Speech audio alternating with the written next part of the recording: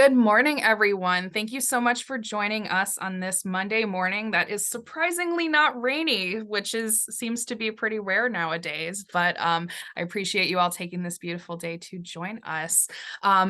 I will introduce myself for those of you who don't know me. My name is Emily Garfinkel. I am the Membership and Programs Manager here at the Connecticut League of History Organizations.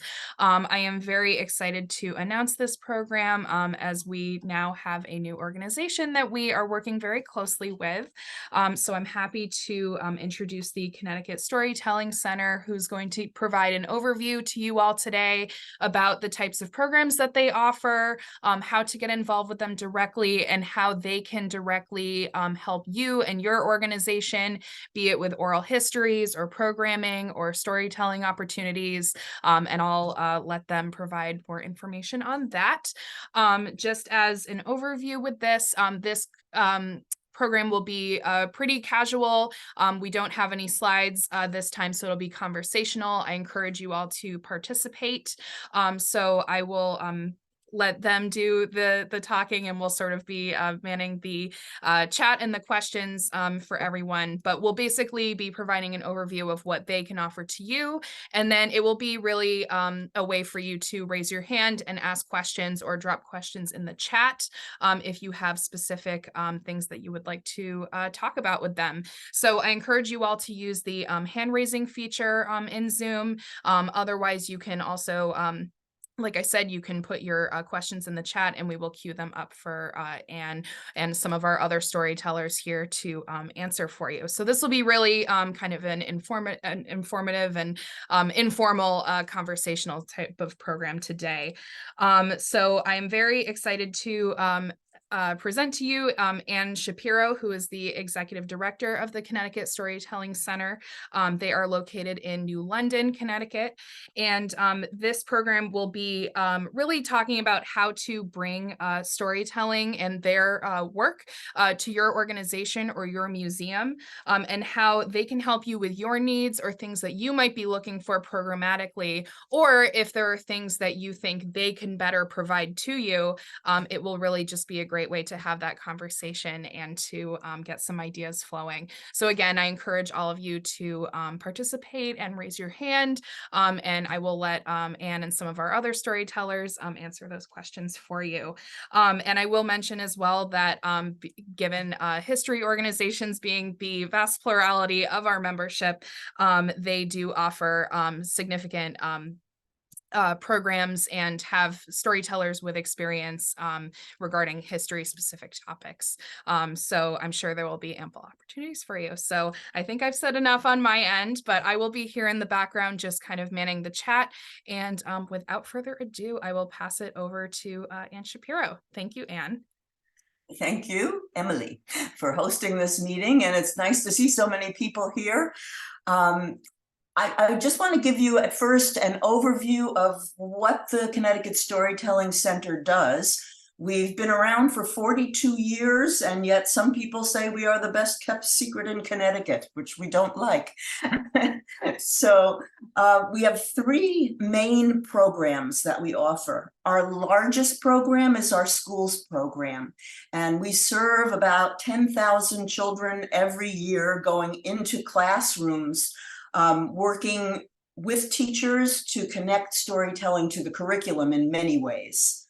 Another program that we offer is called Telebration, and this is coming right up in November, where we partner with other organizations to bring storytelling to their audience.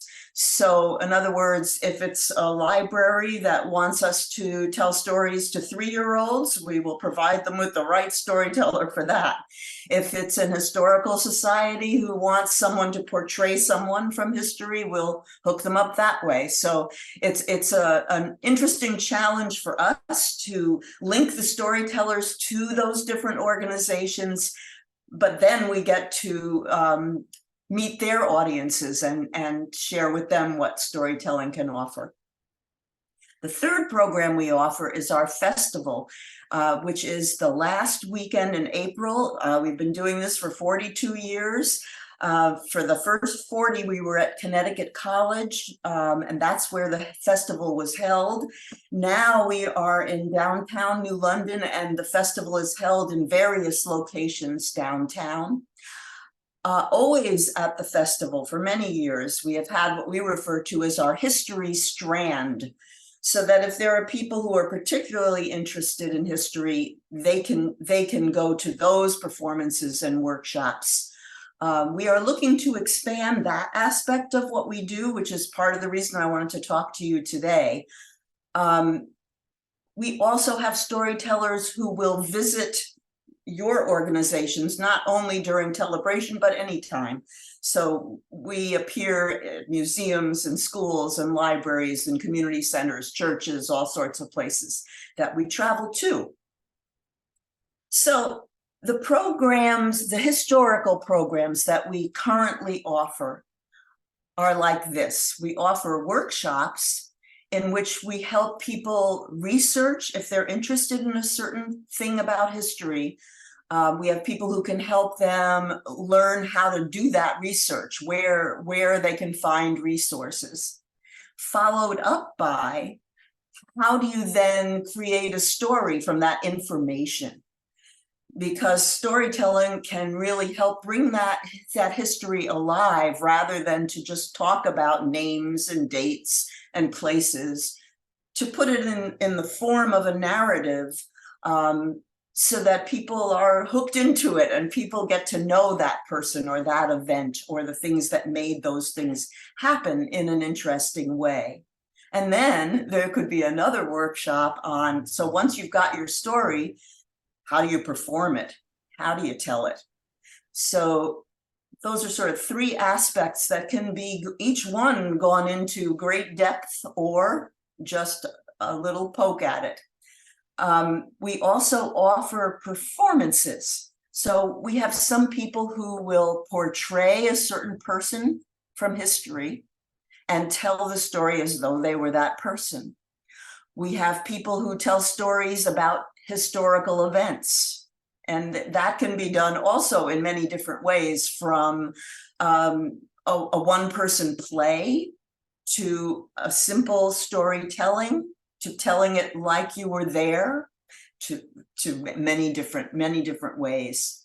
We have people who do music as well as storytelling, telling the stories through songs, through either the old songs that were sung at the time, or people who have written songs now about things from the past, explaining it in terms of music.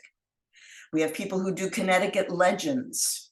We have many people who tell multicultural folk tales, so you can learn about a place or a time from the sorts of traditional stories that those people told. We have people who can write songs and write stories about, sort of getting an assignment. If a certain museum would like to have a story about a certain thing, people can be contracted to do that for you and then perform it at your facility. So that's pretty much what we are currently doing. But we want to know what else you would like to see, or if there are people here today who are historians who would like to present at our festival, the kinds of things you would like to bring to us. What kinds of things can we bring to you that I have not said that we might be interested in exploring? Ways that you can see or have questions about how storytelling can connect to history. I know that today there are many storytellers with us on this Zoom call, so that as this conversation starts to happen, please feel free to jump in with the kinds of things that you do in particular, or questions you have as well. So I'd like to open it up to the floor for questions, comments, anything like that. I did see one question come in from Candy, asking, what is the fee range for your offerings, and can we find that information on your website? Yes, you can find it on our website, but to give you a ballpark figure, it's usually around $500 to have a teller come to you to give a performance. That's what I think you're asking me about.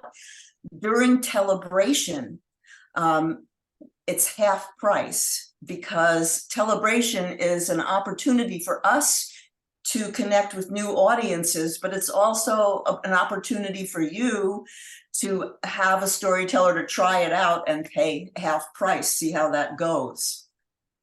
There are also storytellers who will bargain with you. So the fees are not set, they're not frozen. We're flexible. Great. Does anybody have any questions? Feel free to raise your hand and we can unmute you, or if you're feeling shy, you can drop your question in the chat and I can read it for you. I'm also thinking if there are tellers who would like to talk a little bit about what their particular programs are, that would be fine as well. Hi, this is John Capadonna. I'm not a teller. I'm a questioner. Okay. It's Ann, is that right? Yes. Ann Shapiro. Ann, couple of things. You're kind of just what I've been looking for. But tell me again about Telebration. We're in the Hartford area. We're in Bloomfield, so we'd be coming down to Telebration, and it sounds like it's a more affordable price for us. But what happens there if we wanted to have a story given at Telebration? So we would contact you and say, hey, we'd like a performance or a reading about a certain person from our historical society. How does that work? Okay, so you would not come to us, we would come to you. So if you tell me that your historical society in Bloomfield would like to have a Telebration, we would set a date for it. It would happen at your facility. You would tell me what you wanted, and I would find the person who could do that for you. I will say that if it were a brand new story, that would be hard for this November because there's not enough time to really take care of it. But if I understood April, not April. I thought you had said April is the festival. The last weekend in April is the festival. Oh, okay, got it. And Telebration is in November, but it happens every year. So if not this November, next November. Oh, so okay, that's fine. But Telebration, so then that's a unique performance for us. Yes. It happens to be in November, so it's Telebration and it's half price. Am I right? That's correct. Oh. That's correct. And you mentioned the word read, and so I want to respond to that as well. Oftentimes people think storytelling, you're going to read a book to children. Right. No. Good. Good. And we're not going to read a book at all. It is a performance. That's great. Oh, that's terrific. Great. And the name of your organization is CT Storytelling, and that's where I can get the website and contact you as well. I imagine there's a contact. Yes, Connecticut Storytelling. If you Google Connecticut Storytelling Center, you will find us, and there's a way to get us on email through there. I don't want to hog everybody else's time, but another thing occurred to me, and that is, we have some people who are unique to Bloomfield, but nobody else has ever heard of. But that would require some research on your part. I mean, we can supply we have a lot of research on a particular family, and we can supply that. But then you guys would have to get to know that person in order to portray them. That's correct, and we love it.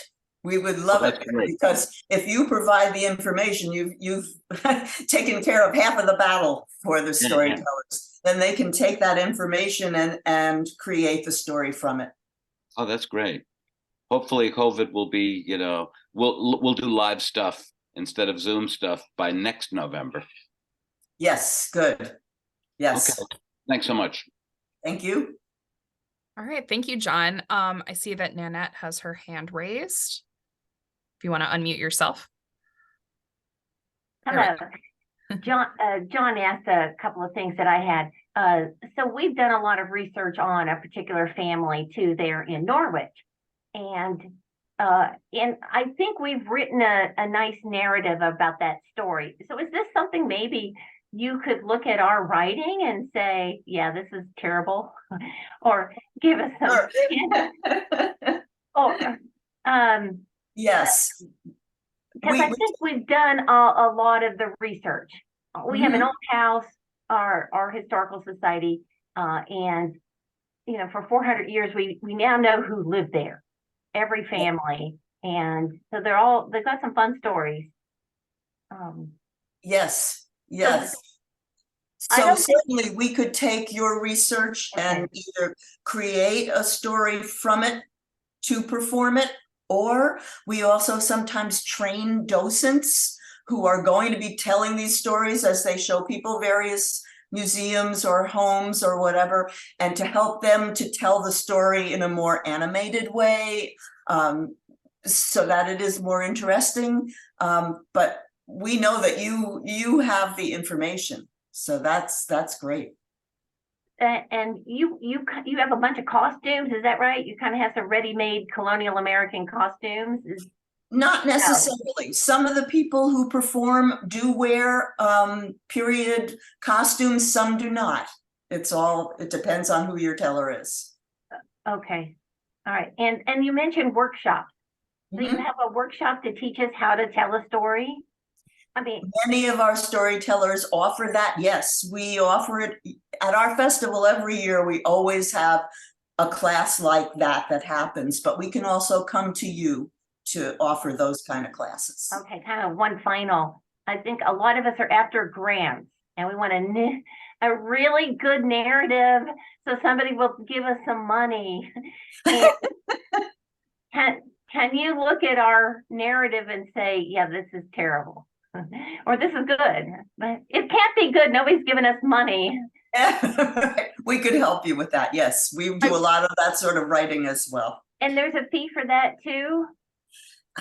I would have to talk to you privately about that. Okay. You know, I think it depends on how deeply you want to go into this. If you wanted me to read your grant and talk to you about it, I'd be happy to do that as part of my normal job. Okay, thank you so much. I will just say, as far as grants go, Nanette, one thing with that is Connecticut Humanities programs grants that they offer. They actually have a grants team there who will do reviews for you before you submit. If there's a specific program that you want to do, they do have grant lines that are specific for programs if they're related to the humanities in some way. I'll send their email address along, but Leanne. Yeah, they've told us no before, so thank you, Emily. Okay, I was going to say, no. I know they're a great group, but you know what? I don't know. Yeah, they're very competitive, and people have told us no many times.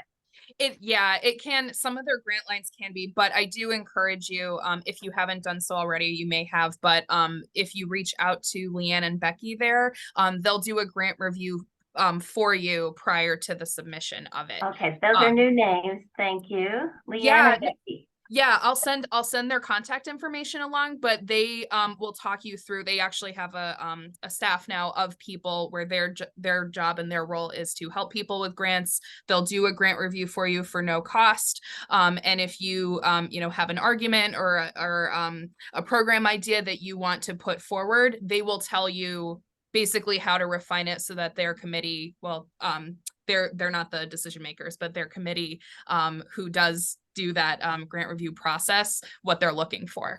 So I'll provide that information to you if that's something that you wanted to look into with some more grant review. Sure, thank you. You're welcome. I would encourage you to give it another try. Oh, always. I'm never giving up. Yeah. You know, I've been turned down by the Humanities Council. I've also received grants from them, and I've found them to be very helpful. Even when you've written the grant, and then they'll go in and say, in this section, you didn't say anything about the, things that I would have missed. And they've been very helpful. Okay, thank you. I just put their information in the chat, so I encourage you to send them an email if you have specific questions.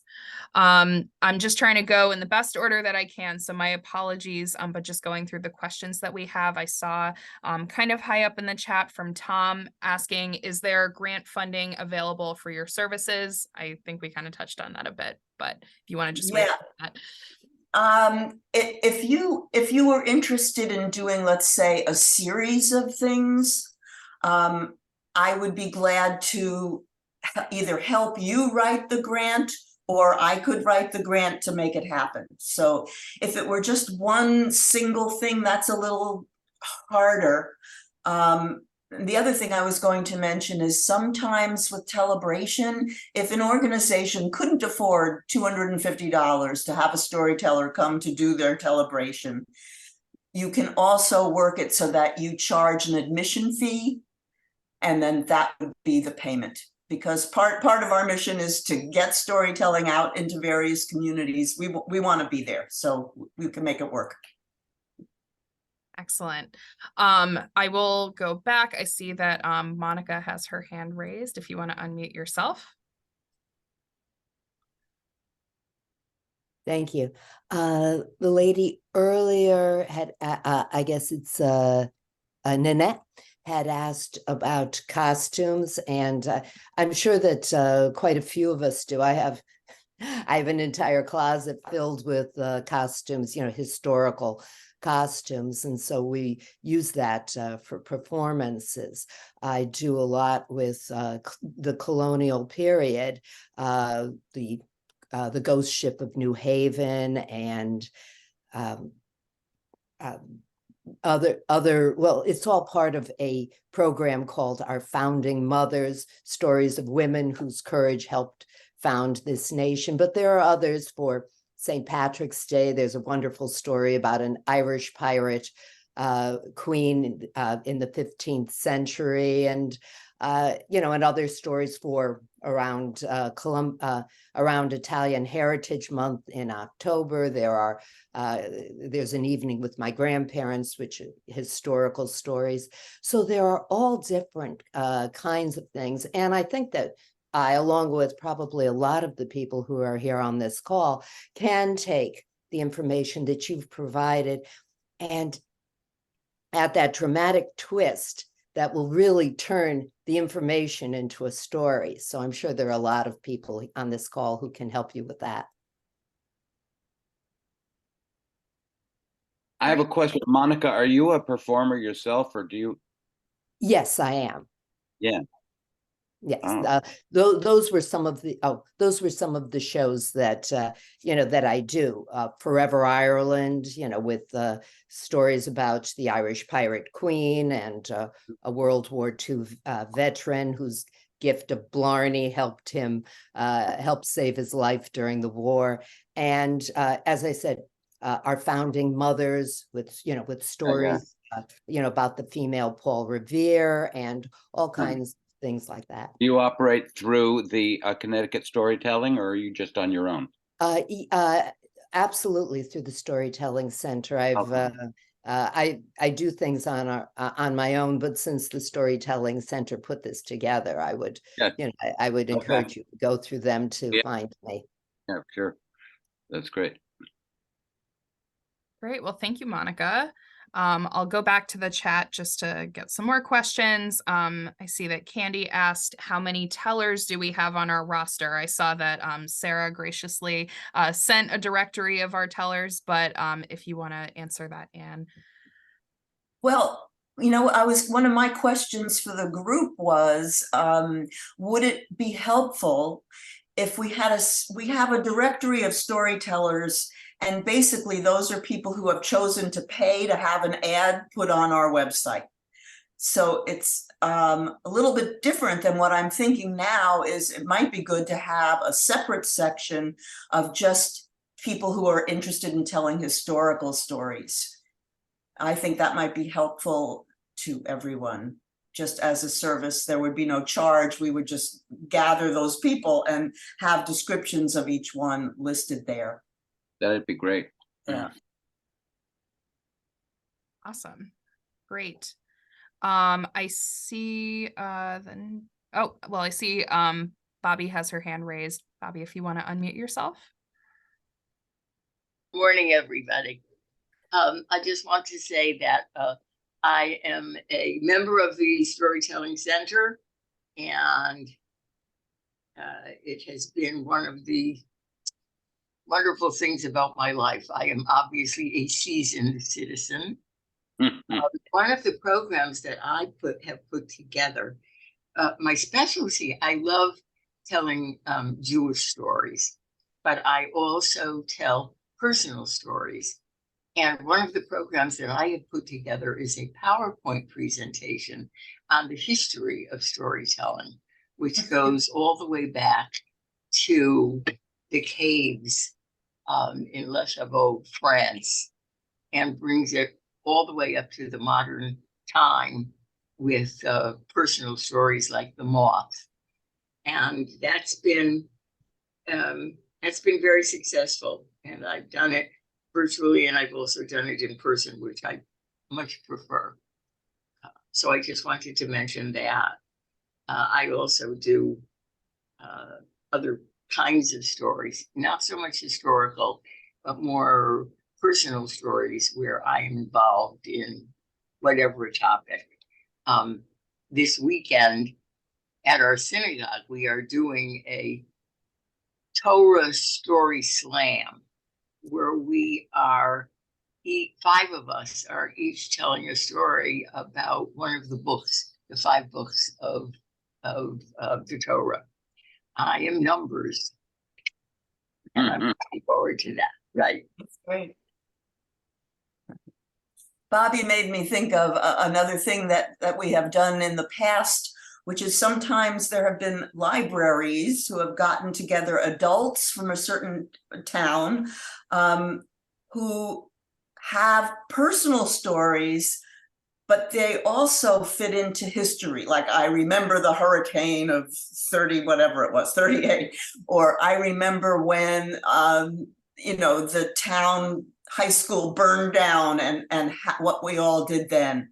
So that's kind of an interesting way of collecting personal histories from people who are living now.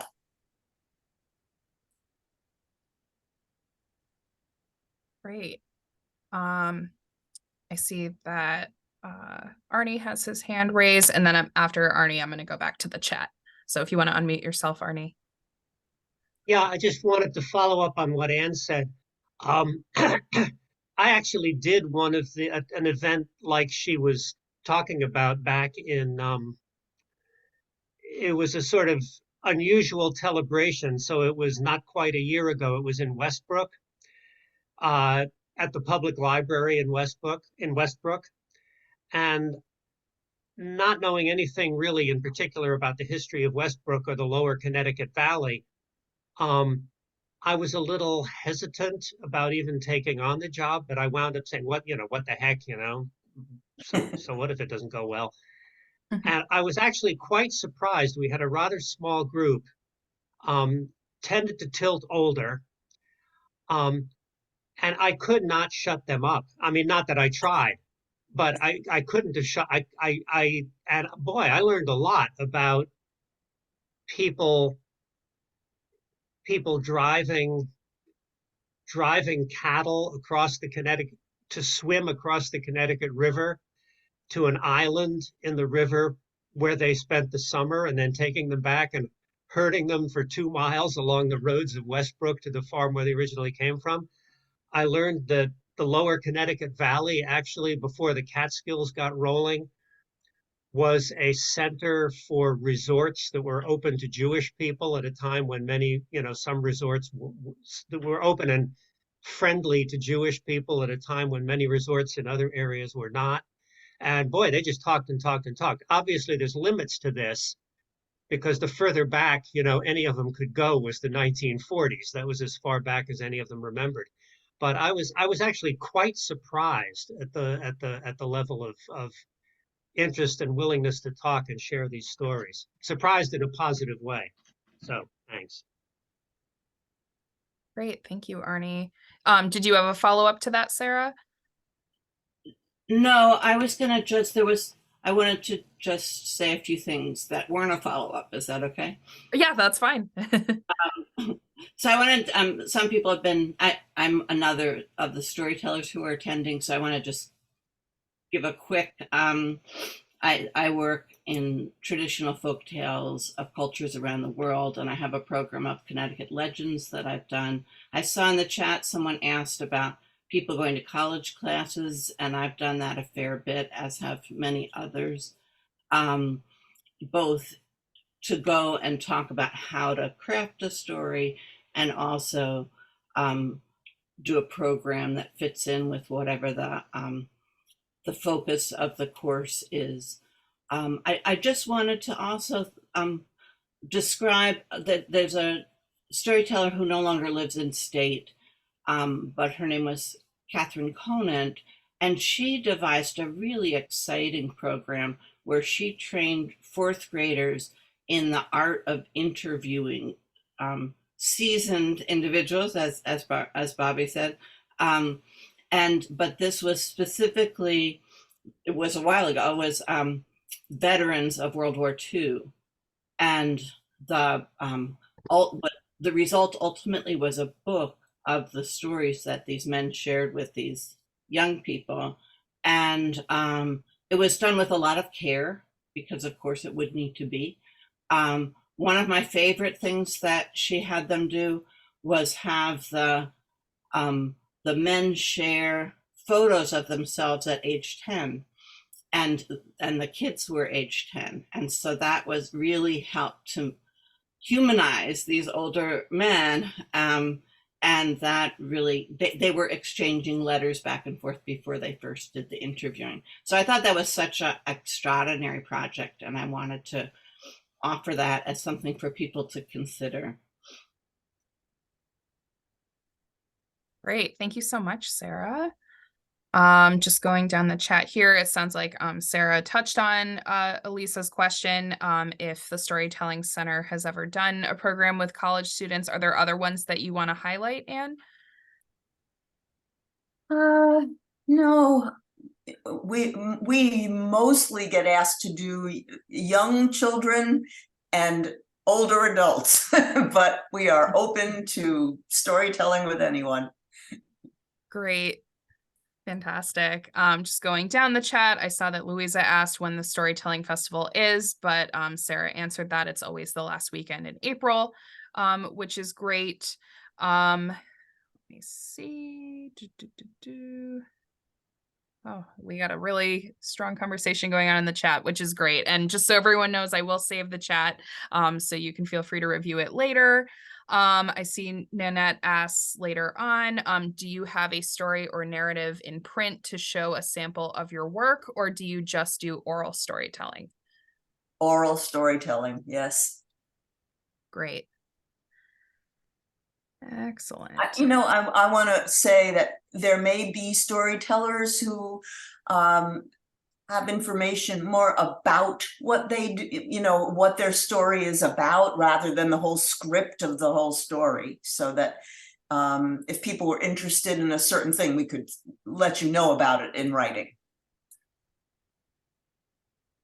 Great. Excellent. I think we're currently caught up on questions, unless I missed anything.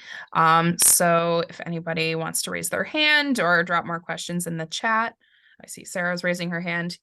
Go ahead, Sarah. Yeah, I threw in the chat, there are videos that you could see of various tellers' work.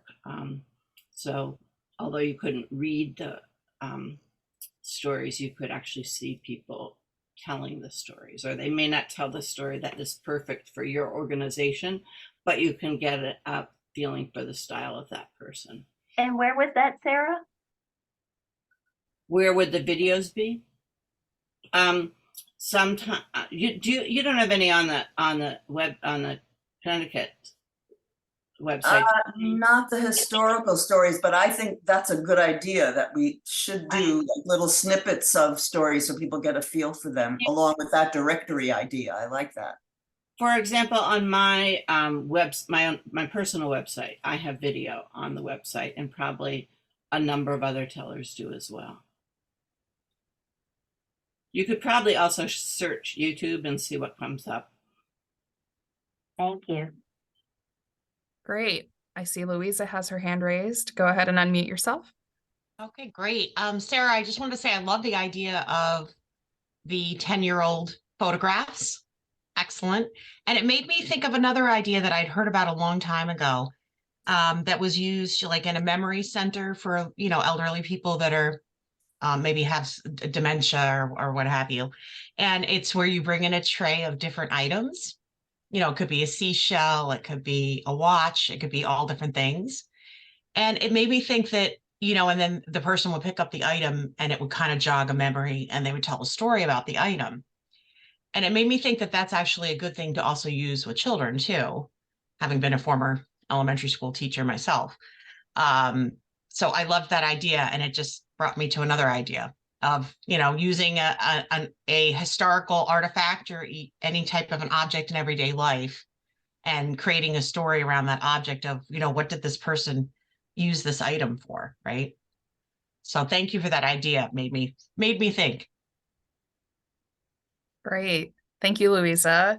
I see in the chat that John wants to say something. John Melmed, feel free to unmute yourself.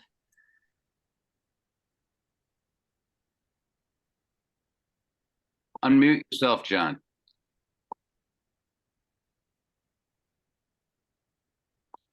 I'm from South Africa, and one of my stories, the stories that I tell are all personal stories. I have several hundred stories from South Africa. Some of them are historical. I'm also a retired physician. I have several stories that are medical in nature because I'm extremely old, as you can see.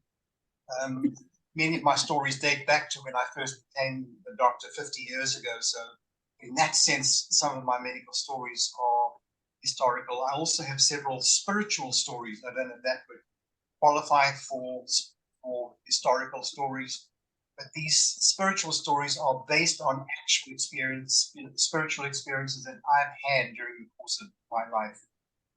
And of course, I've been in the United States since 1977, so I have a lot of stories to tell in this country.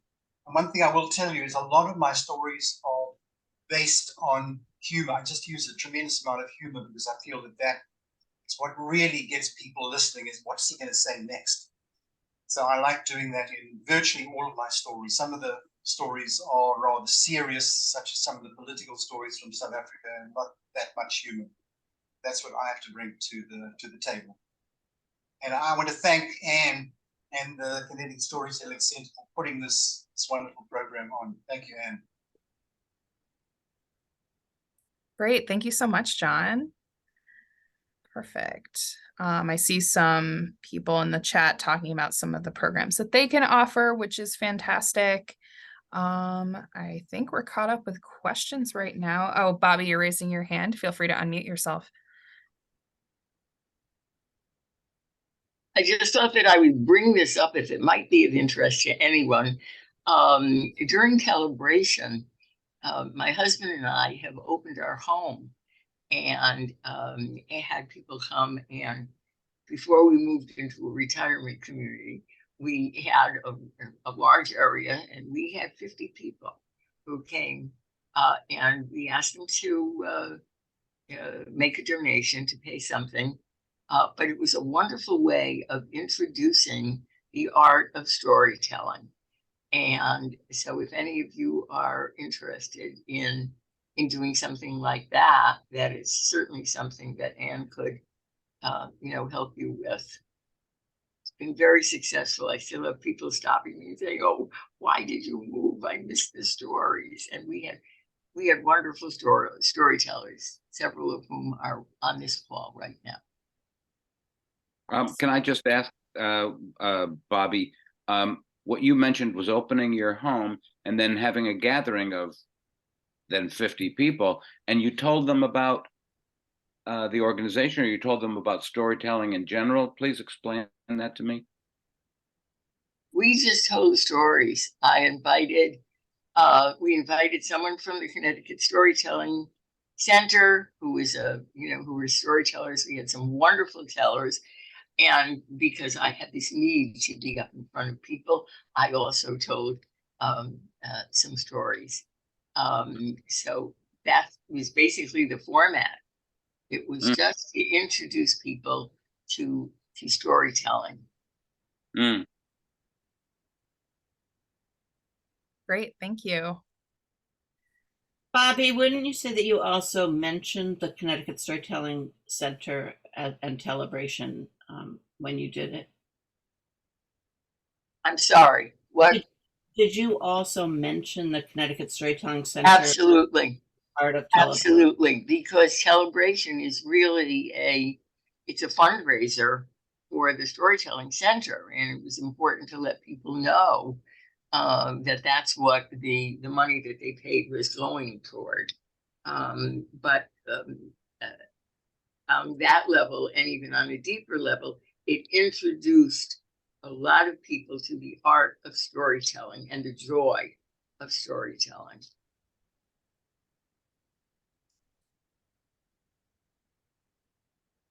Great. Thank you, Bobby. I just mentioned in the chat really quickly, since we had some folks mentioning some of the programs or exciting things that they're doing. So just as a reminder, I'll make sure to send that along to everybody at the end so people can have the chat transcript and go back and see what else is going on. Monica, I see your hand is up. Oh, unmute yourself. All right. I saw Eliza was asking for the Coast Guard if anybody did stories about women at war, and those were some of the stories that I was mentioning about. You know, our founding mothers, for instance, Sybil Luddington is the female Paul Revere. You know, I have a story about her. There is a story about a woman up in New Hampshire who saved her entire town, every little boy in the entire town during the French and Indian War. So we've got several. I've got several stories along that way. Great, thank you, Monica. Nanette. I saw in the chat that somebody mentioned the Connecticut Women's Hall of Fame. Who on the panel is from there? Louisa. Okay, I'm going to be sending you an email. Thank you. I just wanted to make a connection. I also want to mention that the state has, I don't know how many there are now, of Connecticut state troubadours, all of whom sing songs about history. In order to be a state troubadour, you have to have written at least one song about Connecticut history. So there are many of those people as well who are a great resource. Great. Fantastic. I see we're getting a lot of contact information in the chat as well. So plenty of outlets for people to follow up and ask questions, which is great. Well, we have 15 minutes left in our time block. Does anybody else have any questions, or did I miss anything in the chat? Anybody else have anything? Give you a little bit to think about it. Oh, great. See, we got some endorsements in the chat. Fantastic. Yes, Sarah. The person who asked about college classes, I know that we have Carol Birch on, and she taught a number of years at Southern. What exactly is the person who asked about college classes still here? Hi, can you hear me? Yeah. Okay. Hi, my name's Elisa. I'm also the person that asked about the Coast Guard. So I'm a special collections librarian at the Coast Guard Academy.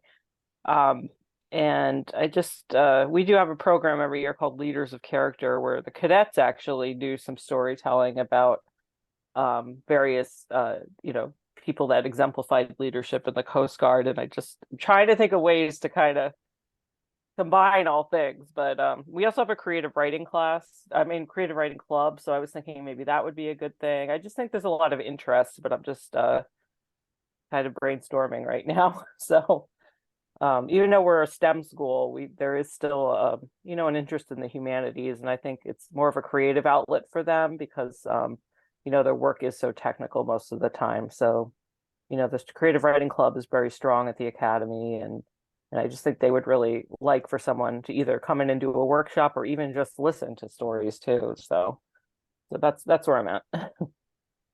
That brings to my mind not only the idea of someone coming to help them with their stories, but sometimes if there's a group of people like that who want to put on their own celebration.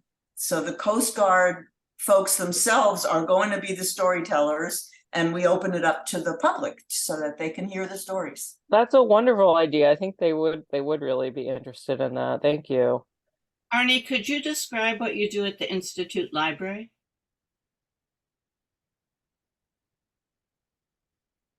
Yeah, funny thing. I was just thinking of that as I'm sorry, I missed your name. The lady who was talking about the Coast Guard Academy. Elisa. Elisa, right, thanks, sorry. Yeah, I've been coordinating a storytelling group in New Haven at the Institute Library, which is a private membership library, and I could go on about how idiosyncratic they are, but that's not the main point here.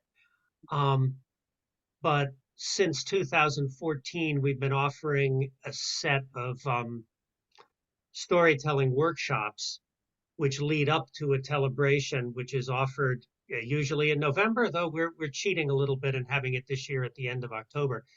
And we basically take whoever signs up. And by now we've got several people who've been doing it for years. And we get a few new people every year, and we run workshops and we tell each other stories, and the people there give feedback on the stories. And the stories get developed over a period of several weeks. And then those who choose to, which is most people, tell the stories at an open to the public celebration. And I was just thinking that if someone could be found to do that at the Coast Guard Academy, that might be a viable thing to do. Yeah, so that's it. I mean, it is a little nerve-wracking scheduling a celebration when you literally don't know who your tellers are going to be or what they're going to be telling about. But it's worked out very well so far. So yeah, I'd encourage and if anybody wants to talk a little more about that model, I'd be happy to talk to them. Thank you for sharing. They have their creative writing club has open mic nights, but they're pretty informal. So I'm thinking maybe, they could kind of have it a little bit more organized in this format would be really neat. They also have their own literary magazine that comes out in the spring. So they are really motivated to do projects like this. And just for the record, this may be a little off topic, but while we're talking about the Coast Guard, my late uncle was an officer in the Netherlands Merchant Marine for most of his working life. And he spoke very highly of the U.S. Coast Guard, including one time when a crew member of his developed appendicitis when they were some distance off the coast of the U.S. And the Coast Guard sent a helicopter to pick the guy up off the deck of the ship and fly him to a hospital a hospital where he could get the surgery he needed. So anyway. Oh, well, thank you for sharing. Stories good for the Coast Guard. Yeah, stories are a big part of, the culture of the Coast Guard. So, and I appreciate that. Thank you.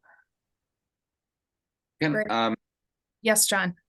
Hi, I'm sorry. Keep raising my hand without, I don't know how to raise my hand. That's okay. I can see you. So appreciate it. This question of the Coast Guard, it sounded interesting because someone said, make your own celebration. And now, would that be, by that, do you mean the cadets themselves would be the storytellers? They'd have to be, engaged in that and say, do you guys know how to tell your story and stuff? Or are there people who coach them? Or please tell me how that might work. I'm thinking, of course, for our own group. Yes, exactly what you said, that a storyteller could come in and coach the people that you have who are interested in telling a story and then help them produce the event. I see. Well, last question, and I'm done for the day. But we have had an initiative in Bloomfield called the Oral History Project, and we've interviewed about 40 people from Bloomfield of the African American, Afro-Caribbean, and Jewish communities, which kind of made Bloomfield what it is now, to tell their stories. And it was very nice. Now, we were all, several of us, the members of the Historical Society, did the interviewing. And the script was written by a great historian, Fiona Vernal, who really did this whole project and showed us how to do it.